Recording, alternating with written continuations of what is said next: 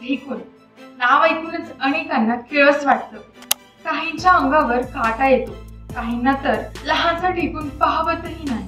हाच ढेकूण देशासाठी राष्ट्रीय संकट ठरतोय यावर तुमचा विश्वास बसेल का? आश्चर्यचकित होऊ नका, कारण हे खरंय.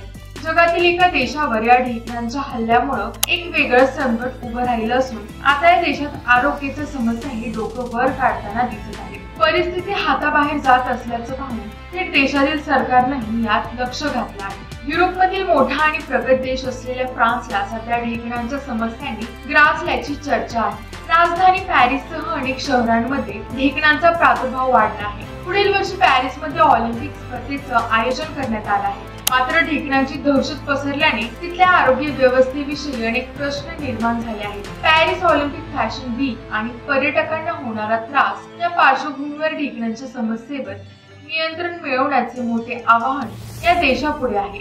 ढेकूण हे लहान, सपाट, पंख नसलेले कीटक आहेत. हा निशाचर व रक्तशोषक कीटक असून मानवाखेरीज उंदीर, ससे, घोडे व गुरे, कोंबड्या यांनाही उपद्रव देतो. विशेषतः गाद्या, अंथरूण, पांघरूण, उषा, कपाटे, फर्निचर, भिंती यावर ढेकूण आढळतात आणि झोपलेल्या माणसाला ते त्रास देतात. प्रौढ ढेकूण तांबूस तपकिरी रंगाचे असतात आणि पंखही नसतात. केवळ घरातच नव्हे तर आगगाडीचे डबे, नाट्यगृहे, चित्रपटगृहे, हॉटेल यांच्यामध्येही ढेकूण आढळतात. जगातील प्रमुख उपद्रवी कीटक असलेले ढेकूण रात्री झोपेत माणसाचे रक्त शोषतात. मात्र कोणत्याही वैज्ञानिक अभ्यासात अद्याप असे ठोस आढळलेले नाही की ते रोग प्रसारतात. ढेकणाची मादी एका दिवसाला 1 ते 5 अंडी घालते, तर संपूर्ण आयुष्यात 200 ते 500 अंडी ती घालू शकते. ढेकूण अन्नाशिवाय कित्येक महिने राहू शकते. फ्रान्समधील कीटक नियंत्रण तज्ञ म्हणतात की पॅरिसमध्ये फॅशन वीक साठी येणारे रेल्वे प्रवासी, सिनेमा पाहणारे आणि पर्यटक यांनी ढेकूण चावल्याच्या तक्रारी केल्या आहेत.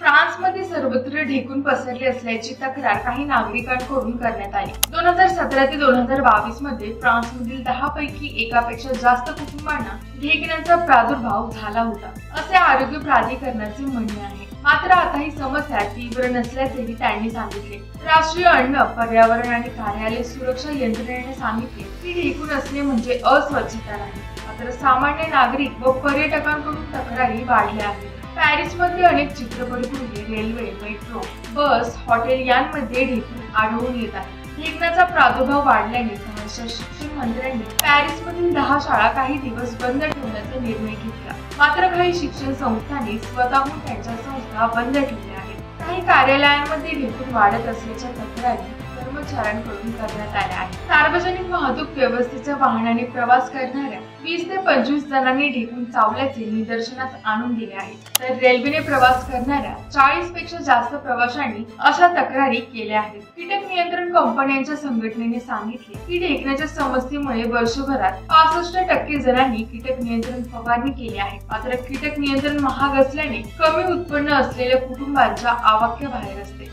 ढेकणाच्या समस्येने फ्रान्सला ग्रासलेले असतानाच पुढील वर्षी ऑलिम्पिक स्पर्धेचे आयोजन या देशात करण्यात येणार आहे. त्यामुळे जगभरात प्रतिमा संवर्धनाचे मोठे आवाहन या देशापुढे आहे. समाज माध्यमांमध्ये प्रसारित होत असलेली माहिती व टीका, विरोधी पक्षांचे शरसंधान आणि लहान मोठे टीकाकार यामुळे फ्रान्समधील सरकार कोंडीत सापडले आहे. फ्रान्समधील डाव्या विचारसरणीच्या पार्लमेंट सदस्य मॅरिन ले पेन यांनी काही दिवसांपूर्वी सभागृहामध्ये एका डबे ढेकूण आणले आणि सरकारवर जोरदार टीका केली. हे छोटे किडे आपल्या देशात निराशा पसरवत असून तुम्ही तुमच्या निवासस्थानी किंवा पंतप्रधानांच्या कार्यालयात ढेकणाची लागण होण्याची वाट पाहत आहात काय, अशी टीका पॅनो यांनी पंतप्रधान एलिझाबेथ बोर्न यांच्यावर केली. फ्रान्स सरकारने ढेकूण समस्या मान्य केली असली तरी ही मोठी समस्या नसल्याचे सरकारचे म्हणणे आहे. जगातील शिकागो, न्यूयॉर्क यांच्यासह अनेक मोठ्या शहरांमध्ये ढेकूण आहेत, असे कीटक नियंत्रण सल्लागार निकोलस रॉक्स यांनी सांगितलं. मात्र या समस्येवर नियंत्रण मिळवण्यासाठी सरकारकडून बैठकीचं आयोजन करण्यात आलं आहे. ढेकूण रात्रीच्याच वेळी मानवी रक्ताच्या शोधात बाहेर पडतात. ते चावल्यास त्वचेवर खाज येते, एकदा लालसर चट्टा तयार होतो, अनेकांची झोप उडते. इतकंच काय तर ढेकणांमुळे तणाव आणि नैराश्यासारख्या समस्याही सतावतात. त्यामुळे सध्या पॅरिस आणि जवळपास संपूर्ण फ्रान्समधील सार्वजनिक प्रवास यंत्रणा आणि आरोग्य यंत्रणा या संकटाशी 2 हात करण्यासाठी प्रयत्न करताना दिसतात. फ्रान्स फ्रान्समधील कीटकशास्त्रज्ञ जॉन मिशेल बेरेंजर यांनी सांगितलं की काही दशकांपूर्वी ढेकूण स्वस्त आणि शक्तिशाली कीटकनाशक यांच्याद्वारे रोखली जात होती. मात्र DDT सह अनेक कीटकनाशके नंतर मानवी आरोग्यासाठी धोकादायक असल्याचं आढळून आलं आणि त्यावर बंदी घालण्यात आली.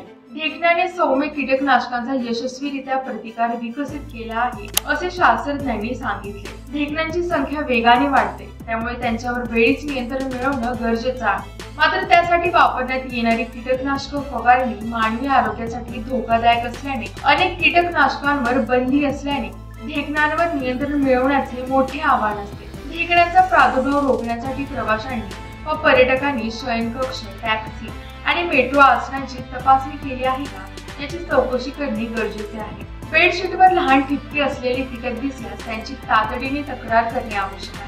बाहेर जाताना किंवा घरी परतल्यावर सामानाची बारकाईने तपासणी केली पाहिजे. शयनगृह, पलंग, अंथरूण, पांघरूण यांची नियमित साफसफाई करणं आवश्यक आहे. बेडशीट, सोफा कव्हर, उशी कव्हर नियमितपणे धुणे आवश्यक आहे. सूर्यप्रकाश नसलेल्या जागी ढेकूण वर्षानुवर्ष राहतो, तसेच जवळपास 2 महिने अन्नाशिवाय राहू शकतो.